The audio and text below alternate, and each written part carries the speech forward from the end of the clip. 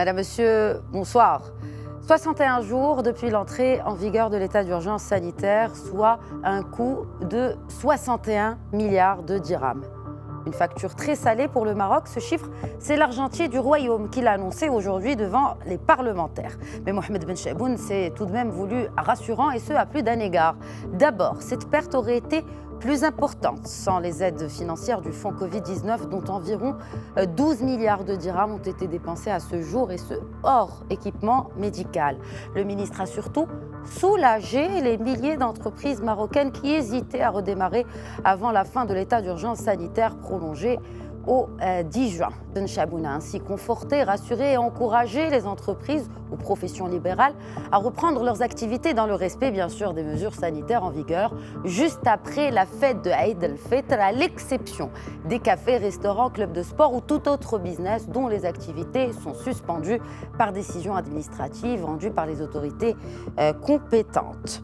Alors, en attendant le plan de relance économique du gouvernement, ce soir, en première partie d'émission, avec l'expert en développement stratégique et durable Hassan Chouaouta, on examinera les pistes de déconfinement sur la base d'une étude empirique qu'il a menée sur cette question sensible à plus d'un titre.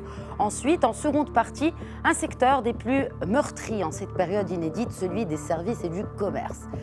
Et puis, comment les professionnels envisagent-ils la reprise? Comment accueillent-ils surtout l'appel de Ben Chaboun aujourd'hui? Cette photo date de cette semaine elle témoigne plutôt de la crainte des Européens, des entreprises européennes qui risquent de mettre la clé sous la porte. Alors aujourd'hui, nous allons voir ce qu'il en est de ce secteur au Maroc. Élément donc de réponse en compagnie du vice-président de la Fédération du commerce et des services, Hamid Belfdel, au sein de la CGEM. Mais tout de suite, la première partie.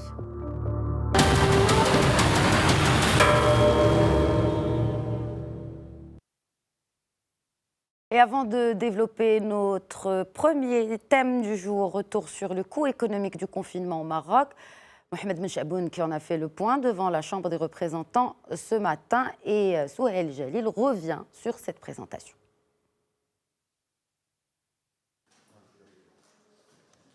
Le Maroc perd 1 milliard de dirhams pour chaque jour de confinement. Telle est la révélation faite par le ministre de l'économie, des finances et de la réforme de l'administration. En effet, et selon Mohamed Ben Chaboun, et en supposant une sortie de confinement le 10 juin prochain, l'addition totale nationale, elle, s'élèverait à 82 milliards de dirhams. Et ce, à l'heure où les 2 mois de confinement ont coûté entre 5 et 7 points au produit intérieur brut. Pour l'heure, tous les indicateurs montrent un fort impact de la crise sanitaire sur l'économie du Maroc lors des 4 premiers mois de l'année 2020. Les exportations, elles, ont baissé de 61,5%. De leur côté, les recettes touristiques ont reculé de 60%.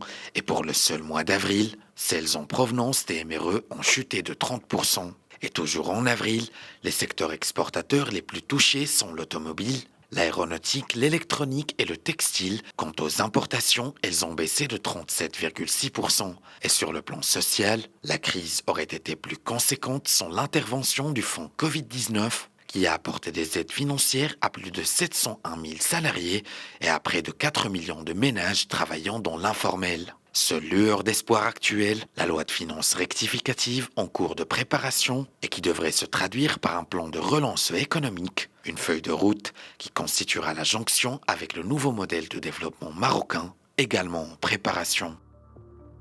Donc, en attendant le projet de loi de finances rectificative et le plan de relance économique du Maroc, nous discutons ce soir de la situation du déconfinement progressif nécessaire pour une reprise économique, et ce, en compagnie de l'expert en développement stratégique et durable. Bonsoir Hassan Chouaouta. Bonsoir madame. Tout d'abord, une réaction par rapport à la déclaration de Mohamed Ben Chaboun. Selon vous, est-ce un espoir pour les acteurs économiques, ou plutôt, quelles sont les activités, selon vous, qui sont concernées? Rappelons que depuis la mi-mars, seuls les commerces indispensables à la vie quotidienne sont autorisés à rester ouverts. Donc les magasins, les marchés d'alimentation, les pharmacies, etc. Donc selon vous, qui est concerné?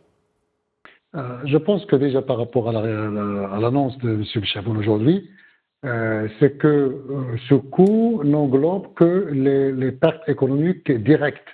Alors qu'il y a des pertes économiques indirectes et tout l'informel géré, donc ça devrait être énorme, plus que ça, plus qu'1 milliard par jour qui est perdu chaque jour. Parce que, effectivement, donc, nous n'avons pas une comptabilité de toute l'économie informelle et de toutes les activités annexes gérées qui se passent entre familles, qui notamment à l'occasion de Ramadan, parce que ça c'est un mois sur lequel énormément de familles et d'activités comptent pour pouvoir avoir un chiffre d'affaires pratiquement pour le reste de l'année.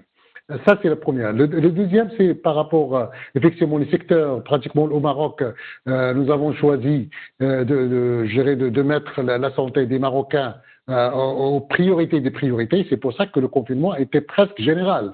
À part, comme vous l'avez dit, gérer tout ce qui est commerce, tout ce qui est agriculture. Sinon, pratiquement toutes les activités étaient touchées. Donc, à croire les études qui ont été faites, que ce soit par la SUGEP, que ce soit par le commissariat des plans. Donc, il y a pratiquement au moins des activités qui étaient à l'arrêt presque à 60%, 70%. Très bien. Alors, Hassan Chouaouta, le déconfinement progressif pourrait concerner certaines professions libérales. Qu'est-ce qu'on pourrait appeler par secteur prioritaire? Est-ce qu'il s'agit là des secteurs de première nécessité, comme ceux pour l'alimentation ou la pharmacie, etc., ou ceux, au contraire, qui emploient des milliers de personnes, mais qui ne sont pas vraiment de première nécessité en termes de consommation?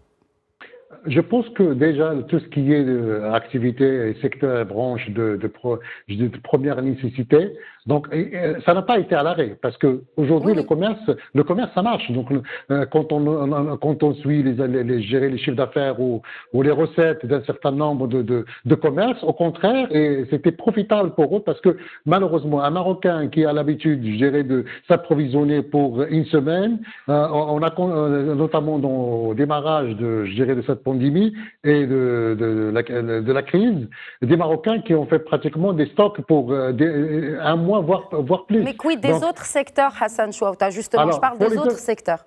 Alors, pour les autres secteurs, effectivement,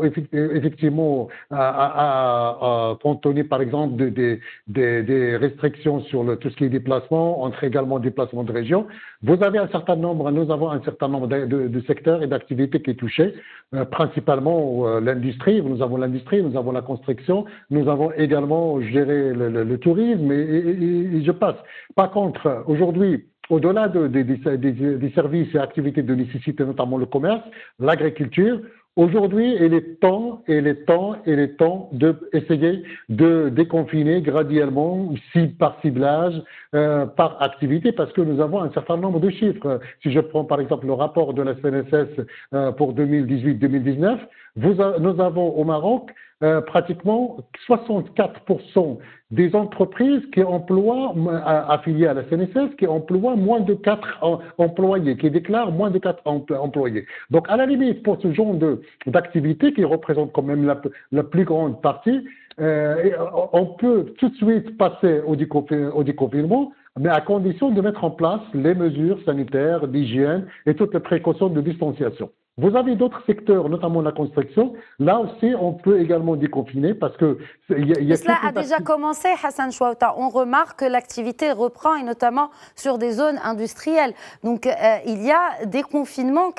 D'ailleurs, est-ce qu'on parle de secteurs qui ont été officiellement interdits d'ouvrir et d'autres qui ont choisi, en tout cas par précaution, de fermer leurs activités sans qu'il y ait pour autant une décision administrative officielle?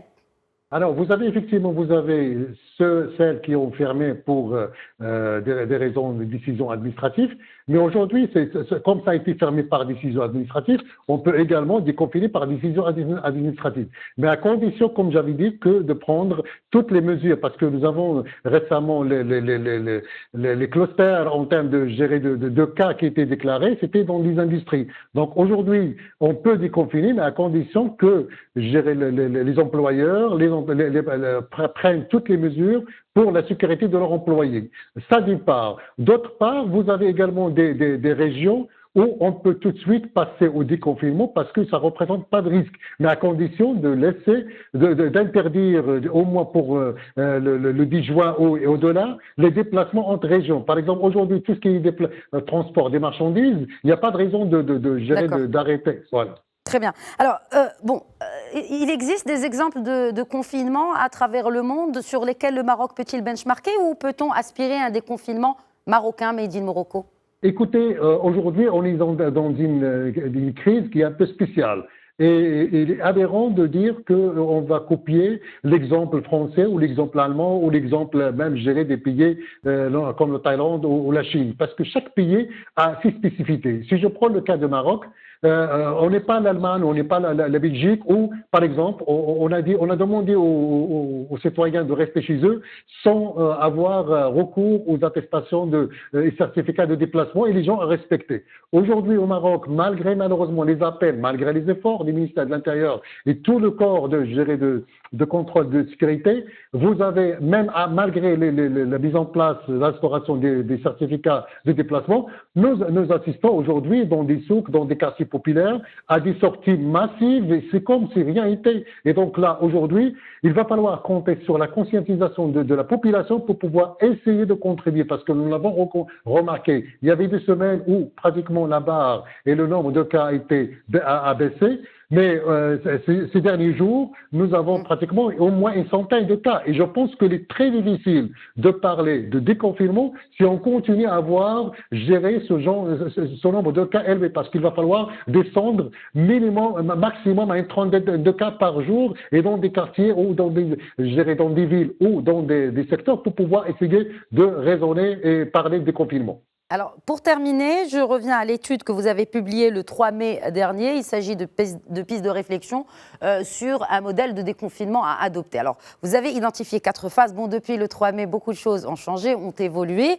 Que faudra-t-il retenir de ces 4 phases? Et est-ce qu'on n'a pas déjà finalement commencé officieusement ces phases de déconfinement au Maroc avant que la levée définitive de l'état d'urgence sanitaire ne soit opérationnelle, et ce comme annoncé par le chef du gouvernement à partir de 10 juin?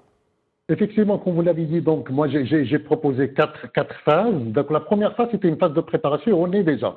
Donc jusqu'au 20 mai, maintenant jusqu'au 10 juin, il va falloir considérer cette phase jusqu'au fin juin, comme ultimatum, de préparer l'après-20 juin. Et ça demande une communication ciblée, ça demande également une sensibilisation plus gérée, ciblée. Je pense qu'aujourd'hui, dans nos médias, notamment dans nos chaînes TV et nos radios, il va falloir changer de cap en termes de communication. On va pas répéter chaque jour les cas et les sensibilisations, lavez vos mains, reprendre les mesures. Je pense qu'il va falloir passer à la vitesse supérieure pour essayer de parler aux Marocains avec des chiffres économiques, parce que 1 milliard, c'est pas peu pour chaque jour. Ça représente pour les 2 mois pratiquement 5 à 6% de PIB national, et ça peut s'aggraver.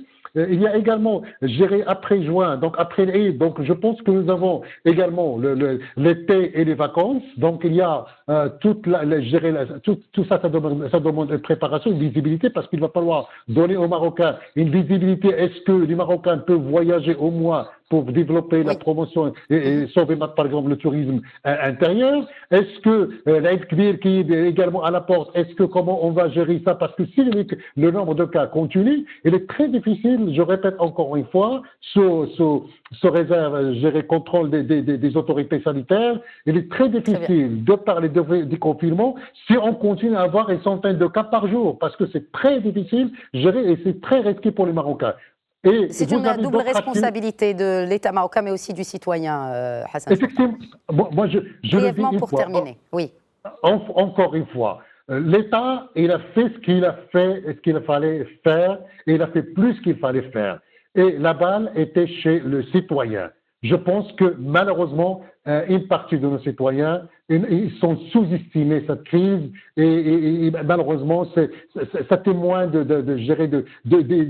niveau de conscience par rapport à l'intérêt. Parce que si on aime notre pays, il va falloir penser à toute la communauté nationale, à toute la communauté marocaine, et par conséquent, il faut rester chez soi, au moins pour l'aider, jusqu'au 10 juin, pour pouvoir essayer d'avoir plus de visibilité par rapport au déconfinement. Merci beaucoup Hassan Chouaouta, expert en développement durable.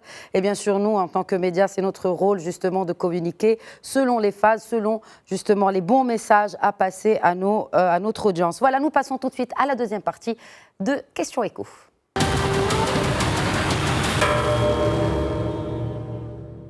C'est malheureusement l'un des secteurs les plus touchés par cette crise économique provoquée par le coronavirus. Il s'agit du secteur du commerce et des services qui ne tournent qu'à 20% de ses capacités de fonctionnement habituelles, ce qui n'est pas bien sûr sans conséquences. Souhail Jalil nous en dit plus.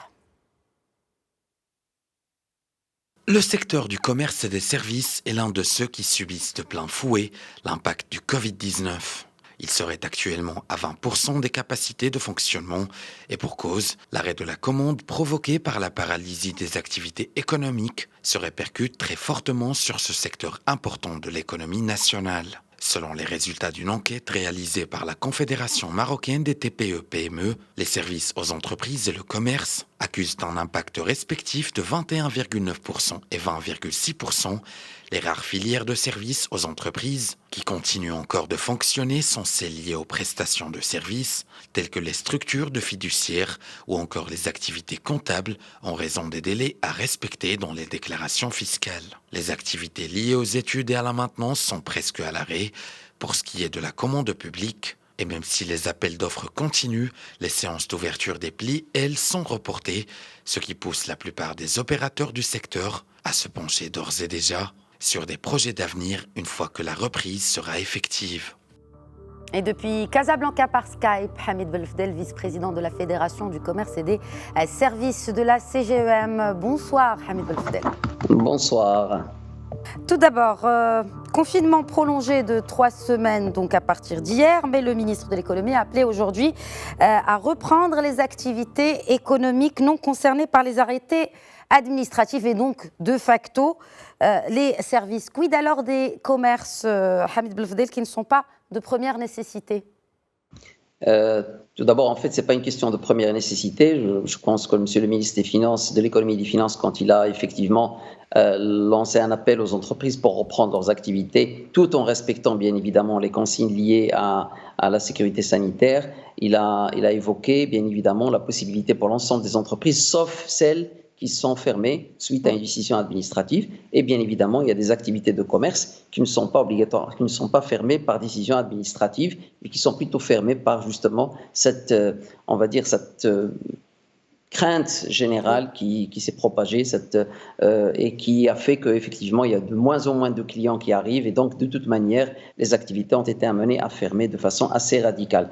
Bien sûr, il y a des activités qui sont fermées par décision administrative, des activités de commerce, en particulier les restaurants, en particulier les activités de loisirs. Donc, toutes celles-ci, effectivement, sont fermées par décision administrative et donc elles vont rester malheureusement fermées. Et bien évidemment, je pense que le choix qui a été fait par notre pays dès le départ, qui est celui de privilégier la vie à l'activité économique, est un choix qui est pertinent et c'est un choix qui est absolument hors standard, hors norme, hors cadre.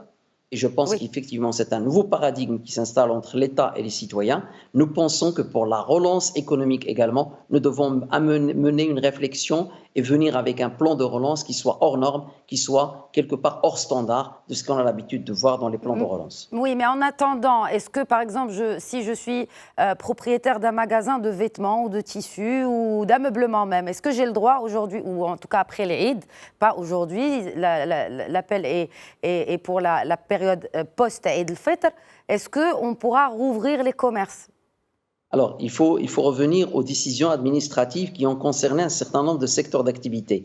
Il y a une liste qui a été définie, dans laquelle il y a un certain nombre de secteurs extrêmement précis qui sont obligés de fermer par décision administrative. Cette liste-là ne peut pas ouvrir, comme ça a été dit tout à l'heure par l'intervenant précédent, ne peut ouvrir que par une autre décision administrative. Monsieur le ministre de l'économie et des finances a appelé les entreprises, toutes les autres entreprises, à pouvoir revenir à l'activité économique pour pouvoir relancer. Mais bien évidemment, le plan de relance qui est aujourd'hui nécessaire, parce qu'il ne faut pas se faire d'illusions, le plan de relance va devoir nécessiter, je dirais, une injection massive et rapide de trésorerie dans les entreprises. Les entreprises aujourd'hui, pour qu'ils puissent redémarrer, elles ont besoin de carburant, elles ont besoin de kérosène. Et ce kérosène, ce sont les liquidités, c'est du cash qui doit venir très rapidement et de façon massive dans l'ensemble des secteurs d'activité. Alors en attendant le kérosène, il y a déjà l'oxygène à travers les crédits d'Aman Oxygène qui sont justement dédiés aux entreprises. Mais avant de parler justement de relance, aujourd'hui, quelle est l'ampleur des dégâts?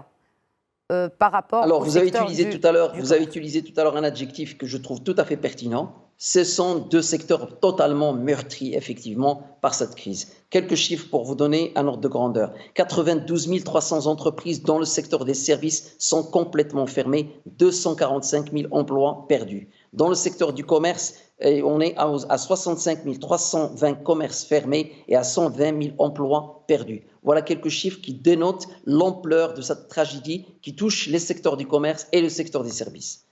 Très bien. Et alors, est-ce qu'il y a une catégorie qui serait plus touchée que d'autres? Est-ce que les grossistes sont plus impactés que les détaillants?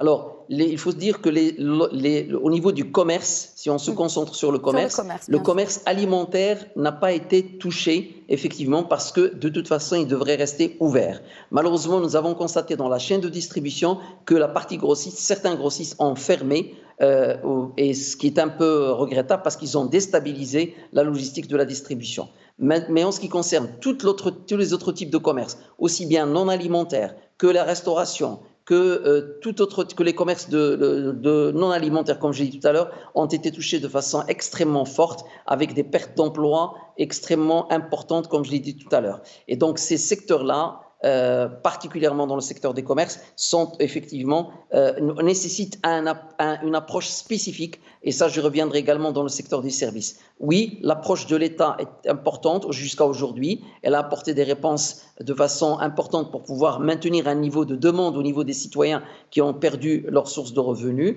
Et ça a permis à certaines activités de se maintenir. Mais les mécanismes tels qu'ils ont été mis en place ont une maille, je dirais, de critères qui est assez large en termes de secteur en particulier. Il va falloir les affiner. Et qu'en est-il des délais de paiement, par exemple, entre les entreprises, justement, du secteur? Malheureusement, c'est un point, effectivement, vous mettez le doigt sur un sujet extrêmement grave. Là aussi, les entreprises devraient faire, effectivement, comme vous l'avez dit tout à l'heure, c'est une responsabilité collégiale, collective entre l'État, les citoyens et les entreprises. Et en ce qui concerne les entreprises, elles devraient effectivement faciliter la circulation monétaire et donc payer plus rapidement, du moins payer les factures qu'elles ont et non pas se dire on ne sait pas ce qui va arriver et donc retenir la trésorerie. En fait, en retenant la trésorerie, on est sûr qu'on va tout droit vers le mur. Au contraire, il faut payer les factures, parce que justement, en payant l'ensemble de nos factures, chacun de son côté en payant les factures, ça permet aux entreprises de pouvoir reprendre. Et l'exemple tout à l'heure avec le programme Oxygène, avec l'offre Oxygène qui a été mise en place par les banques avec l'aide des pouvoirs publics, permet à ces entreprises justement de pouvoir payer une partie de leurs fournisseurs. Alors, quels sont les leviers? Vous représentez le patronat, n'est-ce pas, Hamid Belfdel?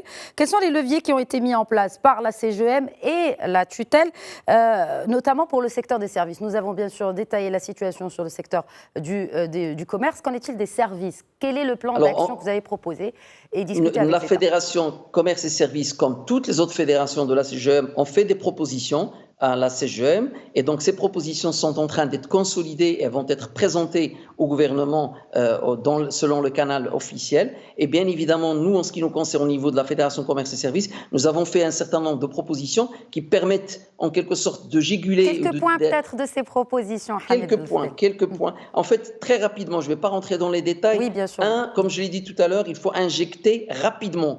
Et le mot-clé ici, c'est rapidement les liquidités dans les entreprises pour qu'elles puissent payer les salaires et les fournisseurs. Et on insiste sur le mot rapidement. Et ça, c'est un premier élément. Le deuxième élément, c'est le décalage jusqu'en 2021 des échéances bancaires, les échéances fiscales et les échéances sociales, ce qui permettrait à la trésorerie disponible d'aller plutôt vers les salaires et vers les fournisseurs. En ce qui concerne le commerce, tout à l'heure, j'ai oublié de le dire, il faut envisager des mesures transitoires pour les activités de restauration en particulier pour qu'ils puissent faire de la livraison à domicile ou de l'emporter.